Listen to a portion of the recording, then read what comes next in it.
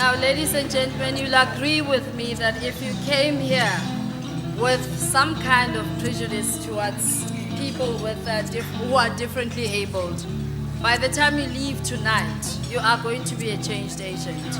Because these ladies are phenomenal. They truly are out of this world.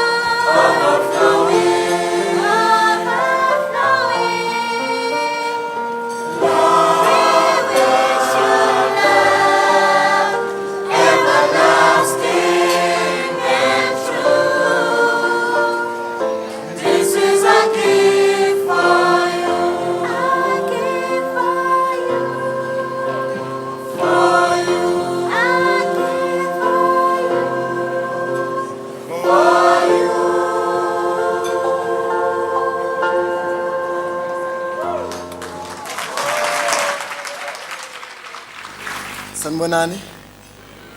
Ninjani? Igama lami uMxolisi Kamtshali. Ngizosho nje ngicabanga ngomuntu wesifazane. Inzala abantu. Umdala kasiyena umuntu amaphutha kodwa ingathi ngalesikhathi edala wena kukhona iphutha lenzeka. Phela wena kahle kahle kwakufanele ube ngwasebukhosini. Hayi suka kusukela manje usungwasebukhosini. Wena wasebukhosini. Ubuhle bakho bukhanga amehlo ami. Ngithuke sengikhangela abakhongi. Ngifuna behambe bongikhongela kini nami ngibe nabakhwe nabakhwekazi.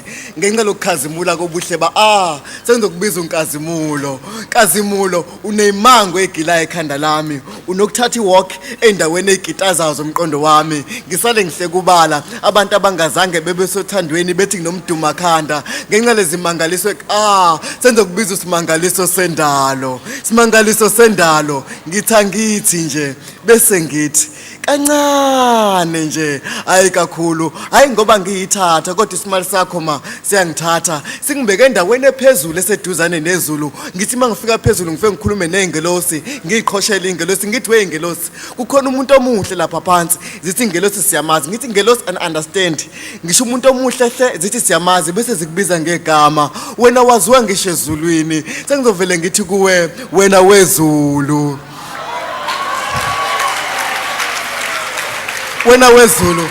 wena wezulu ensukwini zokuphila kwami sengibona abantu besifazana abaningi abahle loyo nalowo muntu wesifazane unobuhle bakhe kodwa wena unobuhle bonke ayisuka sengizokubiza ubuhle bonke buhle bonke ngithi nje bese ngithi kancane nje hayi kakhulu buhle bonke uma uzwilanga likushisa ubokwazi ukuthi sekusuka umona phela wonke umuntu oke wabona wena akaphinda lincoma ubuhle lona buhle bonke izolo bengilalela izinkanyezi ikhuluma zibamba umhlangano izinkanyezi ikhulumela phansi uyibona ukuthi ikhathazekile nasemphefumulweni zibuzana zodwa ukuthi kwenzeke kanjani ukuthi omunye waze wele phansi emhlabathini ngaleso sikhathi beyibheke ngakuwena ngakubamba ngoba lokhu kukhanya empilweni yami nje wena izinkanyezi kanyezi ngithi nje bese ngithi kancane nje hayi kakhulu nguhla banganeke mina ngiyinkosi emhlabeni wami ngiyazilawula kodwa izinto seziqala ukonakala la sengifuna inkosi ekazi kunami ezongilawula angazi ke noma ubungaba yini inkosikazi yami hayi ngoba ngiswele ihlobo nginazi ihlobo kodwa alikhulunywa iqiniso akunaso ihlobo esihle njengawe uyabona abantu abazizulu bathi induku enhle igawulwe ezizweni muhle muhla uphenduke awusuka ngingagawulaphi nje lapha kuwe engakwenza ngamane ngidele lami izwe ngihambe ngiye kwelakho izwe mangifika khona ngingagawuli kodwa ngichelele ngalo lonke uthande enginalo ukhulu behlahla esikhulu makufika ilanga ngikwazi ukukhosela ngaphansi kwakho ngithi nje bese ngithi kancane nje hayi kakhulu okay ngoba ngiyabona sengathi onke amagama amaphelele emoyeni angithole sengikupha nasi sipho ke mhlawumbe sona sikwazi ukuyithinta inhliziyo yakho uqala ungibheke ngamanye amehlo ngithi mina phila umathanda ke emhlabeni noma ungayeka ngisho ukukholwa uphuza utshwala kuze kusemnyango ubhenge kuze kusemnyango mina ngizodla iBhayibheli ubusuku nemini kodwa azothi mayibiza amagama abangcwele makubizwe lami bese ngifaka wena ngithi nje bese ngithi kancane nje hayi kakhulu ngiyabonga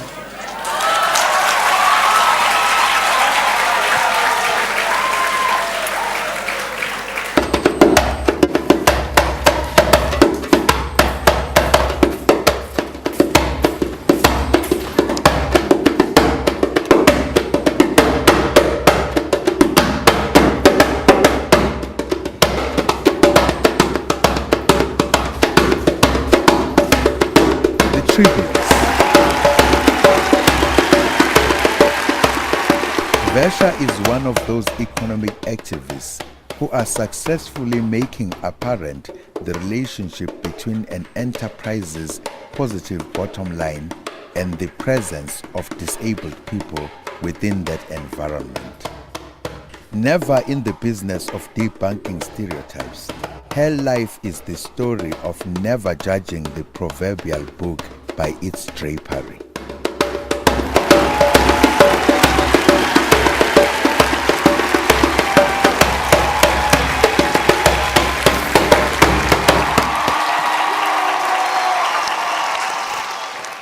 as the picture was being shown and I was coming up, I was looking at that and thought, who is that lady? Who are they honoring? And then I had to say to myself, hey girl, but you're going up onto the stage. I often look at that picture and wonder who is that lady. And then I have to remind myself that it is me. And an important aspect of a function like this, especially for women with disabilities, is that it reminds us of who we are. An important and very scary fact about my life is that I was born with a deformed spine, which means that my life could have ended even before it started. The harsh reality of that is that there are often babies with disabilities who don't make it to be born, or they don't survive even as babies. So that's why looking at that picture is so important. But I was born to two wonderful angels, and these are my parents. And they gave me one very important tool. They made sure that I went to school, and they made sure that I got an education. That has been the single most important tool that I have in my life. And that is the one tool that has leveled the playing field for me. In the work that I do, in the life that I live, my educational background has definitely given me a competitive edge and set me apart and enabled me to compete and challenge with people around me. So in the business world, there was a focus on IQ, which is intelligence, and then there was a shift in that focus to EQ, which is emotional intelligence. And now the current trend is spiritual intelligence.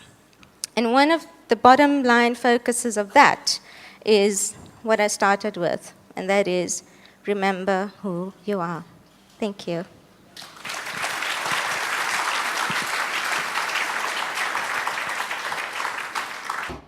The Tribunes.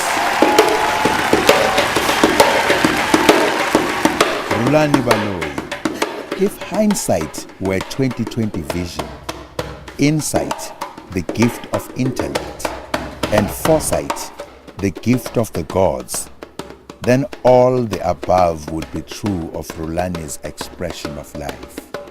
She has sought and mastered the art of being heard, simultaneously exhibiting the characteristics of the art of listening. Never the one to throw caution to the wind, she is a true tribute to life.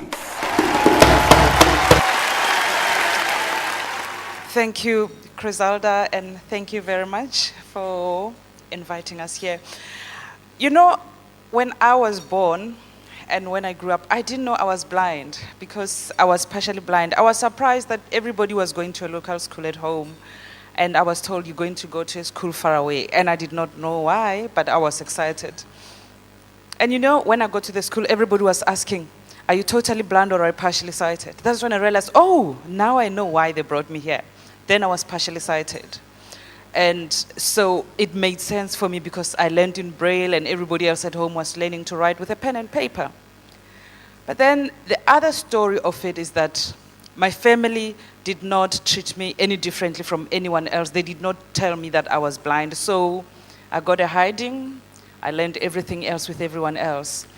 When I was in primary school, my annual reports always came home saying, Rulani is a bright girl, she's doing well, but she must stop making noise in class or she must stop talking too much. And I told myself, when I go to high school, I will limit my talking. It never ended. I said, it's okay, I'll keep on talking in high school. Maybe when I become an adolescent, I'll speak less. I thought it would happen, it didn't. When I finished high school, I said, when I go to university, it's a completely different environment. I don't know anybody. Most of the people there are sighted. Maybe I will stop talking. I went to university, I didn't stop talking. And now I do talking for a living.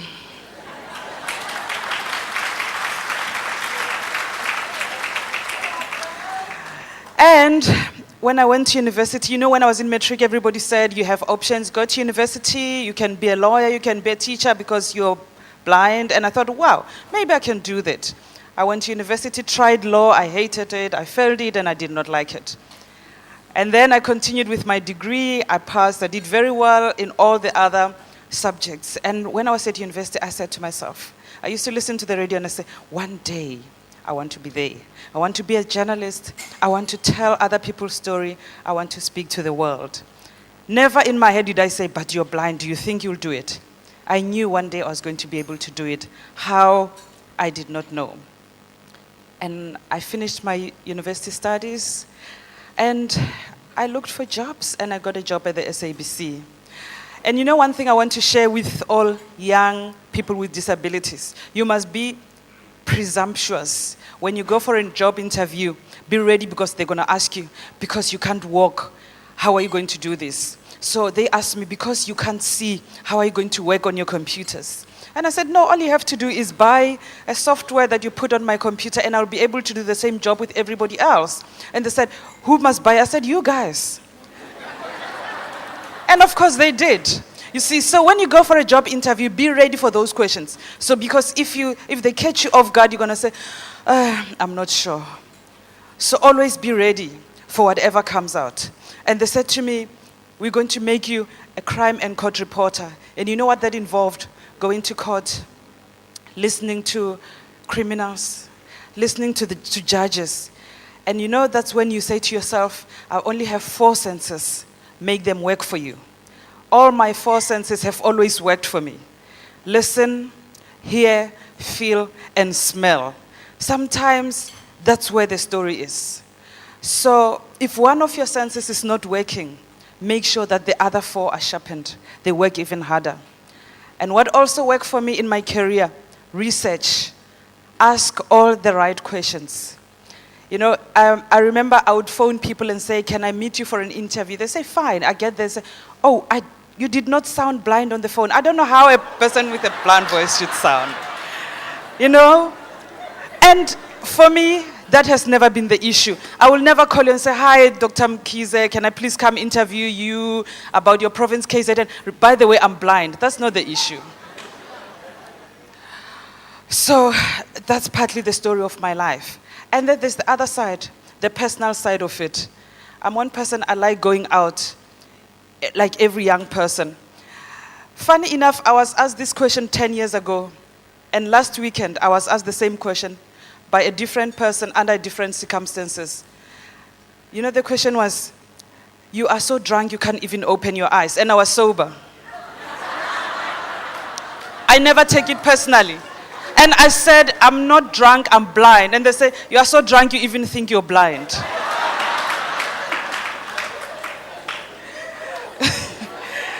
So, I'm the type of person who, I'm very curious. I ask the questions. Read as much as you can. Research as much as you can. I start my shift at the SABC News at 5 o'clock in the morning. While I'm busy getting ready, I switch on the radio or the TV and listen to what other news channels are all about. Because research starts as you wake up. Eat news, live news, and do anything. Be interested in all what you're doing. Because when you are in a job, everybody expects you to be as competent as the other people who are said not to be disabled. My typing speed is more than 45 minutes, 45 words per minute.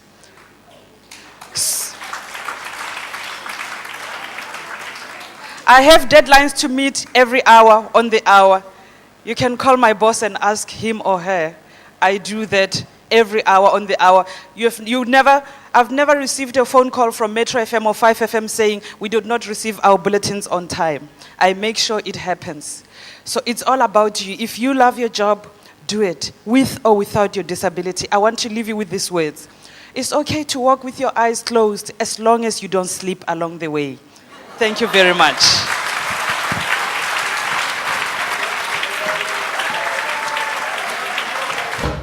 The Tribunes. Karen Smith. If there were to be a wish list made on who to reach out to for entrepreneurial activism, Karen's name will definitely feature prominently at the top of that list. She has almost single-handedly revolutionized the world of mobile communication to the benefit of the disabled, deliberately and notably so. A quintessential do as I do and not as I say persona, who thusly describes herself, "Look at me." We attempted to add on to that and look no further.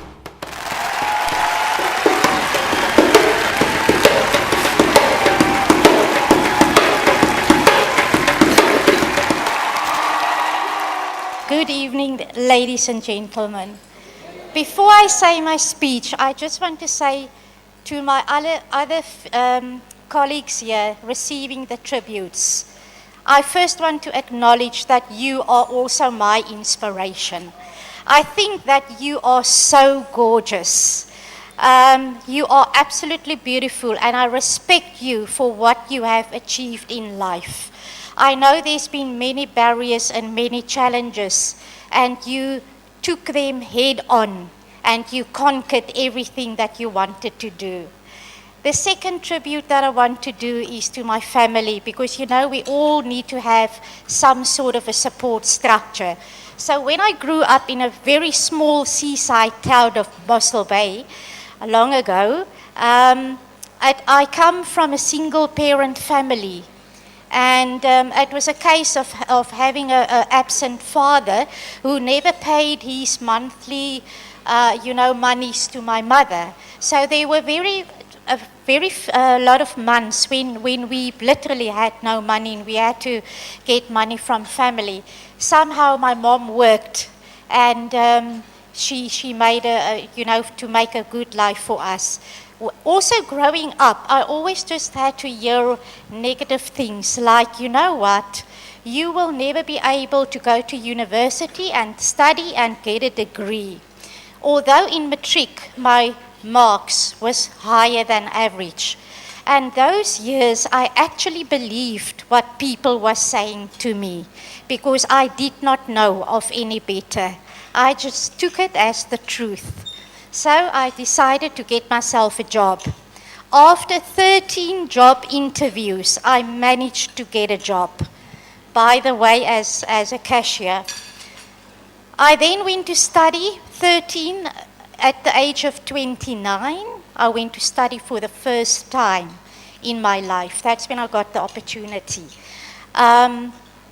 And all my peers was about 19, but we had a great time. I was 19 all over again.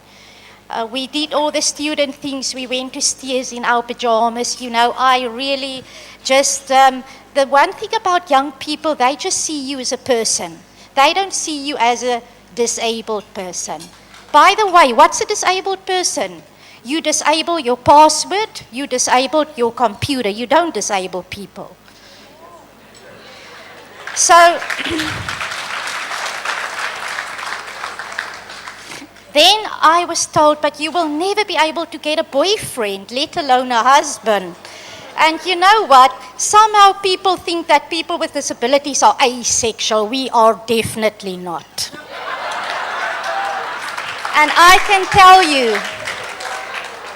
tell you, there's my gorgeous husband. We've been married for 16 years.